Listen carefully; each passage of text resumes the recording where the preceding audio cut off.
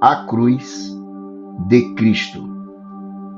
A crucificação era um horrível método usado pelos romanos para aplicar a pena de morte para algumas pessoas.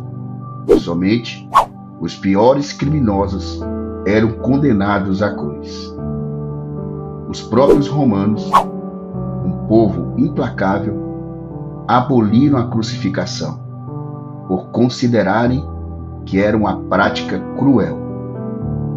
Jesus, que não tinha pecado nem culpa, foi pregado na cruz pelos pecados da humanidade.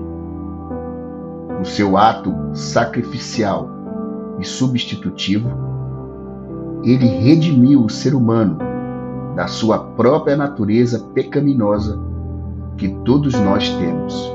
Devido à queda de Adão e Eva, nossos primeiros pais, gememos até hoje.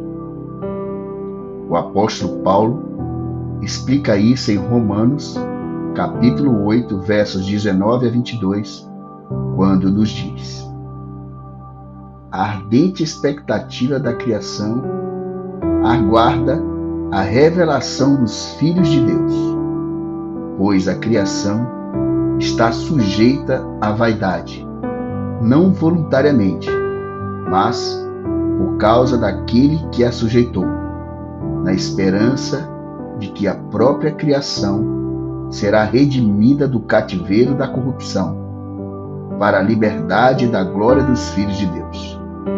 Porque sabemos que toda a criação, a um só tempo, geme e suporta angústias até agora. Simbolicamente, as gotas de sangue que caíram da cruz de Cristo ao solo curaram e renovaram a criação. O apóstolo Paulo continua a nos ensinar em 1 Coríntios capítulo 1, versos 23 e 24, porque para muitos a cruz ainda é um escândalo ou tolice, quando nos diz: mas nós anunciamos o Cristo crucificado, uma mensagem que para os judeus é ofensa e para os não-judeus é loucura. Mas para aqueles que Deus tem chamado, tanto judeus como não-judeus, Cristo é o poder de Deus e a sabedoria de Deus. Como cristãos, precisamos focalizar a cruz, cujo significado transcende os aspectos físicos. A cruz é central na teologia do Novo Testamento, pois Jesus não era apenas mais um entre os milhares de crucificados. Jesus explica no livro de João, capítulo 3, verso 14, a importância da cruz para todos nós, quando nos diz: da mesma forma como Moisés levantou a serpente no deserto, assim também é necessário que o Filho do Homem seja levantado.